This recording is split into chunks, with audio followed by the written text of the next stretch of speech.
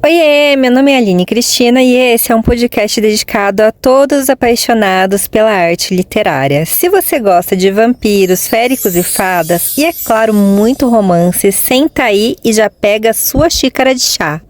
Bem-vindos e bem-vindas ao quarto episódio do nosso podcast, onde eu estou relendo Crepúsculo agora em 2026. Nesse programa eu compartilho com vocês os meus sentimentos, pensamentos e reflexões ao reler essa saga que eu tanto amo. No episódio de hoje, eu tô relendo o capítulo 4, que é intitulado de Convites. Eu espero que você se divirta ouvindo esse episódio, mas que acima de tudo ele te faça uma boa companhia. Boa audição! Bom, então vamos recapitular rapidamente. No capítulo anterior, nós encerramos com a Bella contando que depois do evento em que ela quase foi de arrasta, ela foi para casa e é a primeira vez que ela sonha com o Edward. Bella inicia esse novo capítulo contando pra gente um pouco mais desses sonhos. E aqui, logo nas primeiras linhas desse capítulo, a Stephanie, ela conseguiu alugar um triplex na minha cabeça. Abre aí no seu livrinho esse capítulo comigo. Ele começa assim. Abre aspas. Em meu sonho estava muito escuro e a luz fraca que havia parecia irradiar da pele de Edward. Fecha aspas. Gente, para tudo. Tem uma coisa martelando agora na minha cabeça que talvez esses sonhos não fossem só sonhos. Como assim a luz fraca que havia parecia irradiar da pele do Edward? Será que a Bella também tinha algum estranho poder de premonição? Não sei. Pode ser só loucura da minha cabeça. E pode parecer uma teoria um pouco absurda. Mas eu queria me aprofundar um pouco mais nos sonhos da Bella nesse episódio. Primeiro, ela tem um sonho na qual a pele do Edward brilha. E eu te pergunto, como que ela tem um sonho que ela vê a pele do Edward brilhando no escuro? Tipo, como assim? Se ela nem sabia que ele era um vampiro ainda, e se na verdade ele brilha no sol. Mas esse detalhe ele tinha me passado das outras vezes que eu li Crepúsculo. Será que tem alguma coisa a mais nesses sonhos que a gente não conseguia entender? E ela continua, abre aspas, não conseguia ver o seu rosto, só as costas quando ele se afastava de mim, deixando-me na escuridão. Por mais rápido que eu corresse, não conseguia alcançá-lo. Por mais que eu gritasse, ele não se virava. Fecha aspas. Isso te lembra alguma coisa? Olha, eu não sei vocês, mas isso me lembrou Lua Nova. Claro que quando nós, millennials, lemos lá pela primeira vez em 2005, ainda não tinha nem o segundo livro de Lua Nova, não tinha nem previsão do que viria a seguir. A Bella também não tinha ideia do que viria a seguir em relação aos próximos eventos da vida dela, como que desenrolaria a história. A gente não tinha visto os filmes. Mas essa questão desse início desse capítulo, ela me deixou muito intrigada de vários modos. Porque a Bella, ela falava que ela sonhava bastante. Isso não foi muito explorado nos livros, mas talvez a Bella tivesse esse dom que infelizmente não se aprimorou quando ela se tornou uma vampira. Porque, obviamente, os vampiros da Stephanie, eles não dormem, então, consequentemente, eles não sonham. Faz sentido, né? Mas talvez ela tenha levado consigo algum sentimento, assim, sabe? Aquela sensibilidade aflorada aos fatos que se manifestam em sonhos. Se ela fosse esperta, como o Edward sempre falou, ela teria se afastado, porque esses sonhos, esses pesadelos já eram red flags de abandono total. E ela segue sonhando com ele quase todos os dias. Ele sempre distante, sempre inacessível. Claro que isso também pode ser fruto do desejo dela por ele, que ele não corresponde. Mas eu sigo com as minhas teorias de que a Stephanie, ela tinha ideias ali de criar contextos com esses sonhos da Bella. Que, enfim, a gente vai acompanhar como isso desenrola aí nos próximos capítulos. Mas eu queria pontuar esse caso aqui, porque realmente eu ainda tô aqui, ó, com essa pulguinha atrás da orelha. Como que ela sabia? Como que ela sonhou que ele brilhava? Como que ela sonhou que ele brilhava no escuro? Não sei. Acho que talvez a Stephanie, ela quisesse desenrolar um pouco mais. Talvez ela quisesse trazer os sonhos que ela mesma teve para os sonhos da Bella. Enfim. Fica aí a questão. A gente fecha esse parênteses do sonho e agora a gente volta para o mundo real. A Bella continua inquieta com as suas suspeitas em relação ao Edward e começa a perceber que só ela que se preocupa com o Edward de fato. É como se só no mundinho dela, só se na bolha dela, o Edward, ele fosse relevante. Enquanto todo mundo tá preocupado com ela, querendo saber a história dela, a versão dela sobre o acidente, rondavam ela se deu conta que ninguém tava nem aí com o fato de, estranhamente, o Edward tá lá na cena do acidente com ela. E aí, isso mostra mais um tracinho ali da personalidade da Bella, sobre se preocupar com o outro. Porque ela sabe que se não fosse graças a ele, provavelmente ela estaria morta. Mas porque ela estava na cena, ela participou da cena, mas o resto da escola não. E para os demais, o fato do Edward estar lá com ela e também poderia ter morrido, tanto quanto a Bella, não importa. Eles só se importavam com ela. Isso era algo que estava incomodando muito ela, incomodava ela genuinamente, o fato de só ela se importar de que ele também poderia ter morrido lá com ela. Então isso traz à tona aquele altruísmo intrínseco nela. Quando vinham falar com ela fazia questão de enfatizar o fato de que ele também estava lá. E aí eu te pergunto, como pode alguém não gostar da Bella, gente? Era justificável, apesar de ser bem escroto, a inveja que a Jéssica sentia dela, porque a Bella detinha qualidades que eram muito, muito, muito dela. Ela tinha uma tendência a suportar desaforo incrível, incômodos que ela não devolvia, desconfortos que ela não devolvia. Claramente ela estava de saco cheio daquele bando de adolescente babando ovo em cima dela, mas ela ficava quieta, ela ficava na dela, sentindo e guardando esse desconforto só para ela, para que os outros não sentissem isso também. E isso é algo que eu acho que a gente precisa aprender como não fazer igual, gente. Fica a dica. Por isso que eu sou Team Rose ali, eu sou do time que devolve desconforto, fala mesmo, dá sentido àquilo que você sente, dá voz àquilo que você sente, porque senão você fica amargando aquilo, sabe? E dava pra ver que a Bella tava sofrendo com aquilo, com o fato de que ninguém tava nem aí com o pobre do Edward, depois desse acidente, desse reboliço todo. A Bella achou que depois de tudo que os dois passaram, né, ela e o Edward, eles teriam alguma afinidade, algum assunto em comum, afinal eles tinham sobrevivido àquilo, né, eles tinham sobrevivido àquele acidente juntos. E na cabecinha dela, de alguma forma, meio que funcionou dessa forma, mas ele não deu abertura para ela. Pelo contrário, depois do acidente, depois que ela confrontou ele no hospital, ele se fechou na bolha dele, se recolheu, ficou o mais distante possível dela, sem dar abertura nenhuma para perguntas, para conversinha.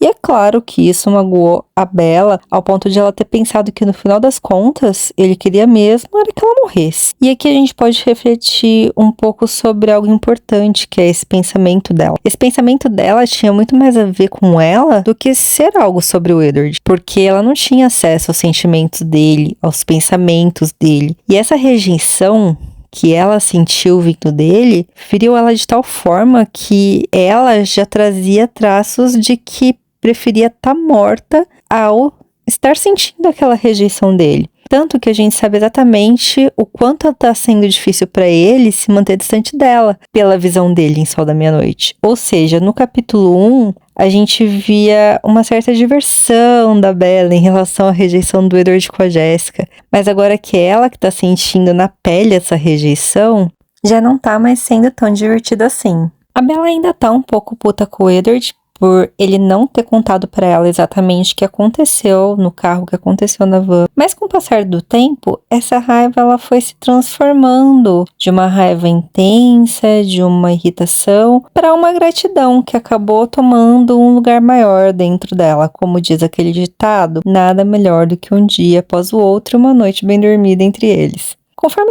os sentimentos da gata foram se assentando, ela ficou mais de boas e ela foi tentar pela primeira vez uma aproximação sutil com ele, demonstrando guarda baixa, demonstrando abertura, demonstrando que ela não estava para afronta, porque ela não é burra, né? Ela sabia que se ela quisesse arrancar alguma coisa dele, alguma coisa dali, ela ia ter que entrar num personagem mais brando, porque armada ela não ia conseguir nada. Mas ele não quis papo, não.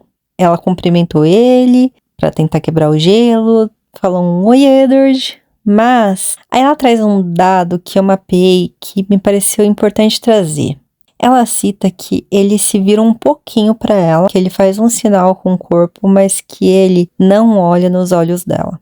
Cara, ele também é bem esperto, né? Na última vez que eles se falaram e ele olhou para ela, e ele viu os olhos dela, ela já sacou que tinha alguma coisa errada nos olhos dele, que ele não queria que ela tivesse visto. E assim, os olhos são as janelas da alma, né? E uma tática que ele sempre usava era tentar mapear os sentimentos dela através dos olhos dela, para encontrar respostas. Então, para que ela não usasse dessa mesma técnica, dessa mesma estratégia dele, ele não olhava nos olhos dela de jeito nenhum. Tá vendo, gente? Isso comprova a minha teoria. Sempre é sobre a gente, nunca é sobre o outro.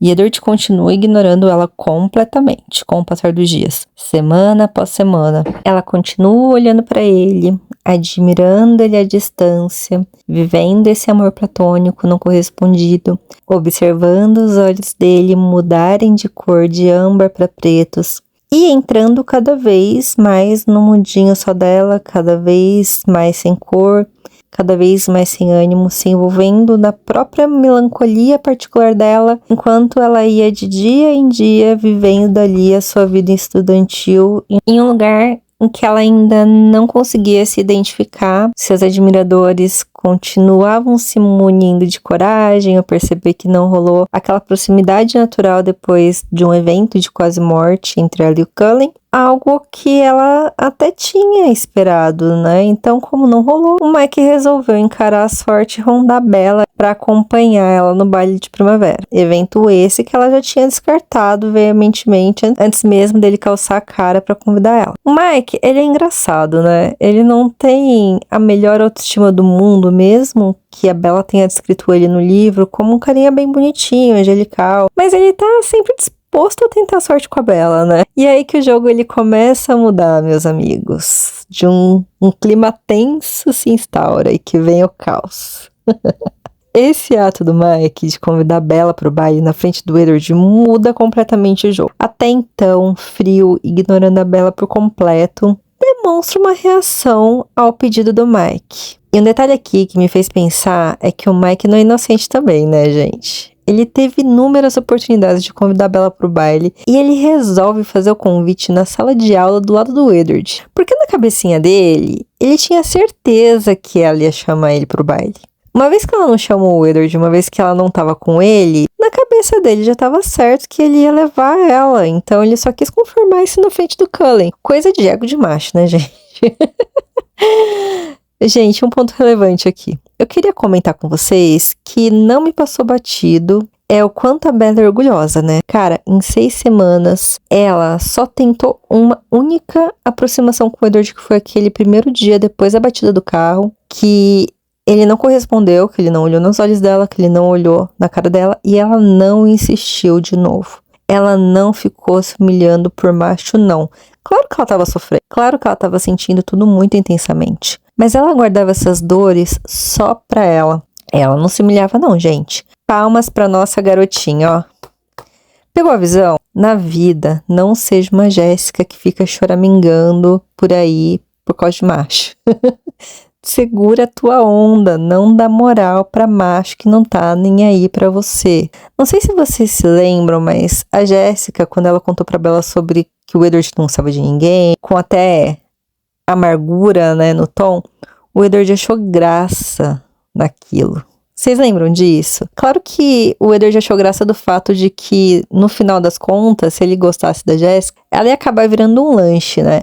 Mas no mundo real, gente, homem gosta de rejeitar mulher pra inflar o ego. Ó, eu não sei nem como a gente chegou nesse ponto, mas a dica aqui é, na vida, seja uma Bella Swan, ok? Não seja uma Jéssica. E se um cara bonito te deu um gelo, devolva na mesma intensidade. E o que aconteceu? Quando o Mike levou uma negativa da Bella, o Edward quebrou a quarta parede e liberou acesso ao olhar dele. E aí, ele ficou olhando ela bem no fundo dos olhos dela. E a Bella, cara, a Bella foi grandona aqui. Não baixou o olhar não, amores. Ela não se intimidou. Parafraseando as palavras dela, ela sustentou o olhar e vamos ver quem vai se der primeiro. E não vai ser eu. E ele também não arredou. Continuou olhando pra ela. Os dois ali, ó, naquela troca de olhar constante, intenso. Vocês conseguem sentir daqui a tensão desse momento? E ela diz que com intensidade ele olhava pra ela. Mas estava fora de cogitação pra ela desvirar o olhar ou virar o rosto. Gente, absolute cinema, absolute cinema. Quem quebrou o momento foi o professor, porque nenhum dos dois arredou o olho um do outro. Ninguém merece, fala sério, né? O Edward foi chamado e teve que responder uma pergunta do professor, aí ele acabou tirando os olhos da Bella. Mas ela foi suprema, mesmo tremendo da cabeça aos pés. Mas ele precisava saber, não. E aí, quando ela acabou, mesmo com a tensão entre eles, ela não arredou o pé, não.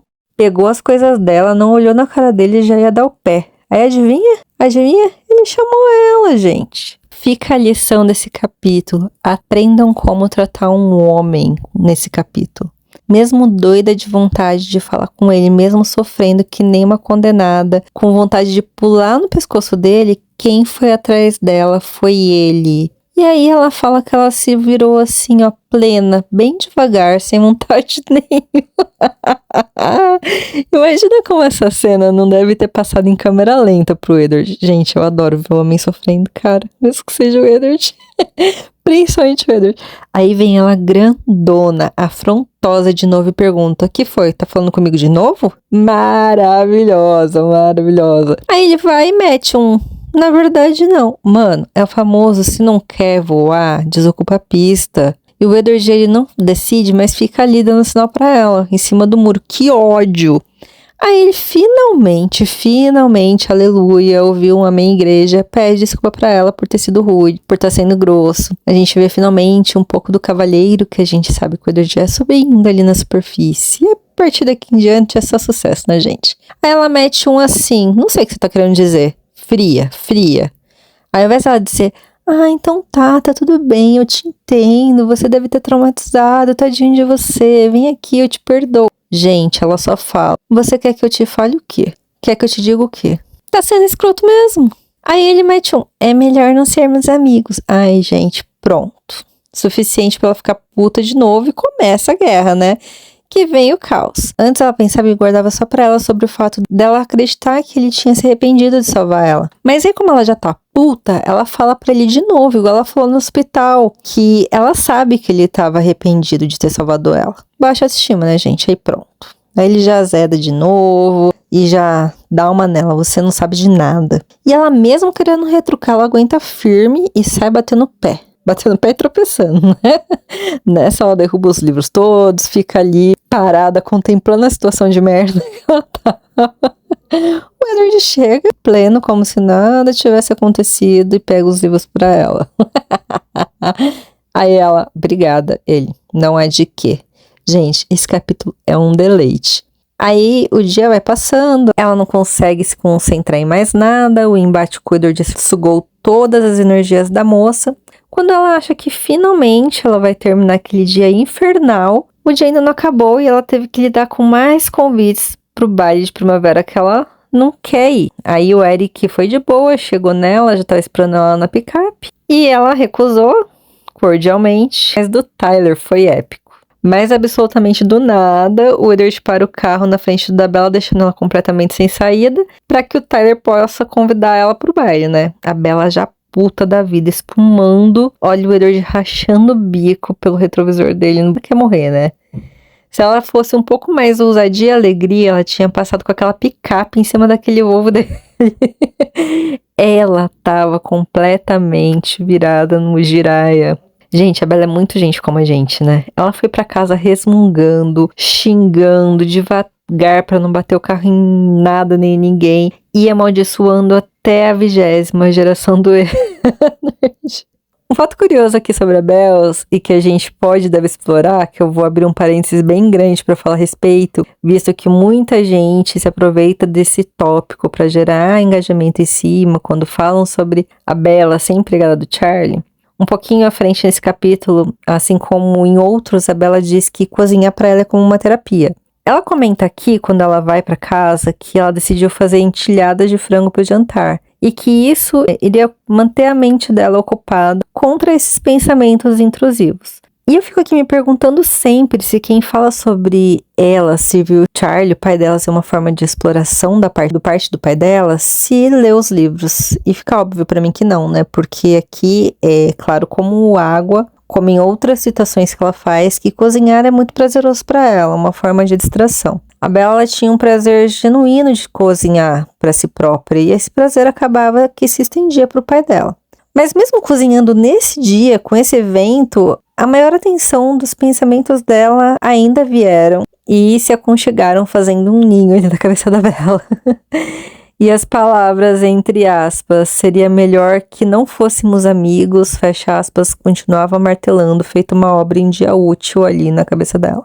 Ela percebeu que ele realmente não estava brincando quando ele falou isso, mas não pelo motivo real, porque na cabeça dela, ele já tinha percebido que ela estava apaixonada nele, então ela considerou que ele estava falando, cara, melhor a gente não ficar muito junta, melhor não dar muito moral pra essa menina, não. Pra que essa paixonite, essa paixão platônica que só existe na cabeça dela, estale de vez, né? E daí pronto, os pensamentos brotaram como uma erva daninha e ela começou a ter uma síncope nervosa de baixa autoestima. Afinal, ele era bom demais pra estar apaixonado por uma pessoa como ela. Ela viajava um pouco na maionese, né? Mas pelo menos, gente, ela sofria na dela, ela sofria sozinha, ela não vacilava com essa insegurança perto dele. Eu sou fã, aprendam.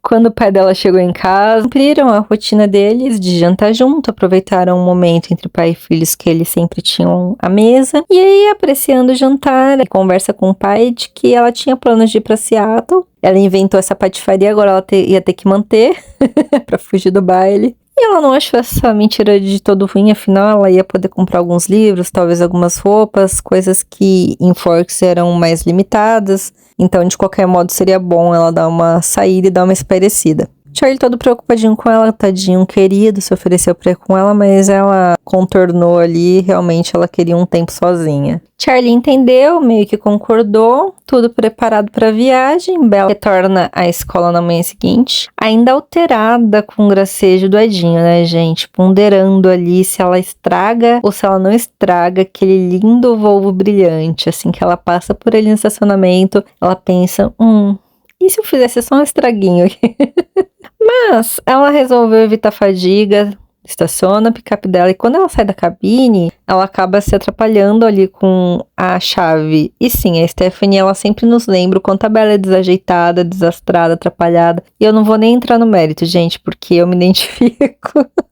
E quando ela sai da picape, as chaves acabam caindo no chão. Adivinha quem aparece rapidamente do nada, subitamente, para pegar as chaves? Sim, a famosa mão branca. Stephanie tem uma tara com mãos, né, gente? Enfim, fecha parênteses. E ele pegou as chaves rápido ali pra ela. Ela ainda muito irritada pra ser gentil com ele, mandou um logo, como você fez isso? O Edward dissimulado que é, né, gente? Respondeu, fiz o quê? Como se ele não soubesse.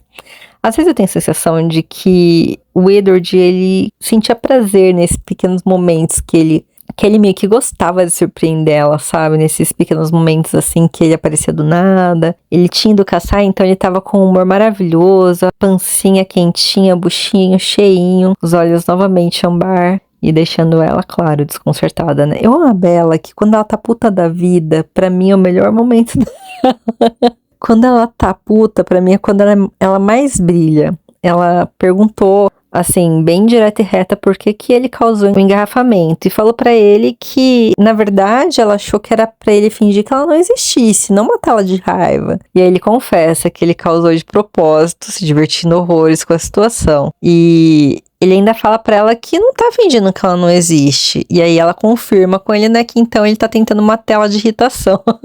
A querida, além de melancólica, gente, é dramática num nível que eu amo. Quanto mais dramática e irônica, mais azedo ela deixa o Edward, né? Ele fala que ela é absurda pelas coisas que ela fala e ela tá louca de vontade de tacar qualquer coisa na cabeça dele. Gente, vocês já se apaixonaram até esse capítulo, né? Vocês já se apaixonaram pelos dois, né? Ela sai simplesmente andando, deixa ele falando sozinho. Maravilhosa. De novo a diva fazendo ele correr atrás dela. Amo Edward vai atrás dela, pede desculpa de novo, reconhece que foi grosseiro. Mas se arrepende nada, né? Dissimulado. E ela manda de novo um pra ele, me deixa em paz. A diva divando muito nesse capítulo, juro. Daí ele fala que quer perguntar algo a ela, né, pra ela dar uma segurada. Mas ela já tava ali evitando ele. E aí ela perde a linha, tipo, Edward, você é maluco? Você é bipolar, meu cara? Qual que é o seu problema? E aí de novo ele dá aquela sabonetada e brinca com ela meio que querendo perguntar se ela vai ao baile. Putz, aí ela já perde a linha, né? Esses dois são foda. Eles sabem como se irritar. Aí abre aspas, pelo olhar dele, ele parecia se divertir perversamente. Mas beleza, no fim das contas ele só queria se oferecer para acompanhar ela até Seattle, mas eles continuaram trocando farpas e provocações na linguagem de amor deles, que é ato de perturbação.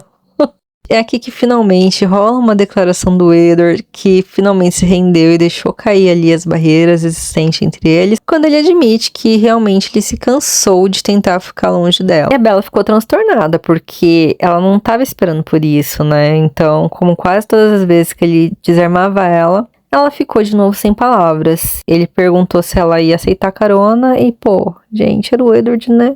Naquele voo idiota, como que ele iria dizer que não? E ele finaliza o encontro com um aviso. Você realmente deveria ficar longe de mim.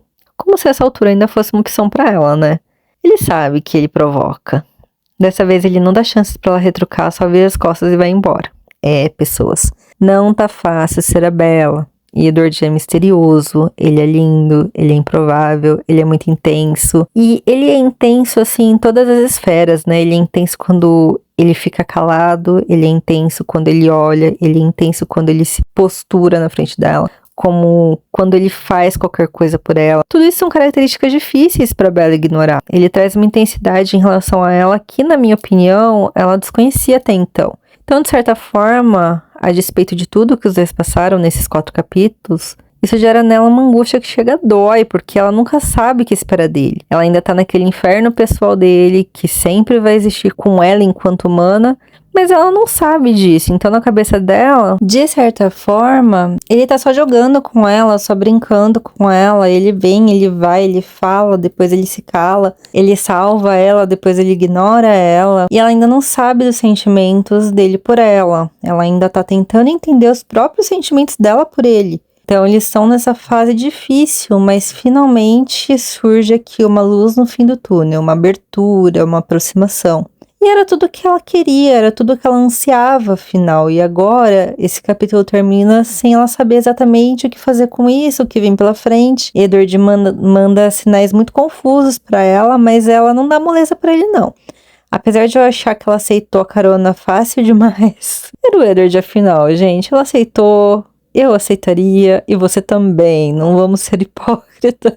Ouvimos e não julgamos. Pessoas, esse foi o nosso episódio da semana. Eu espero que você tenha gostado, que tenha te feito uma boa companhia. Se você chegou até o final desse episódio, não deixe de me seguir também no TikTok, no Instagram, @Bookingverso, para acompanhar mais conteúdos de Crepúsculo. E também não esqueçam que tem a nossa lojinha na Shopee com produtos exclusivos de Crepúsculo para decorar sua coleção de livros na sua estante. Basta procurar por Bookingverso na Shopee. Um abraço, fiquem com Deus, se cuidem e até o próximo episódio. Beijinho, tchau!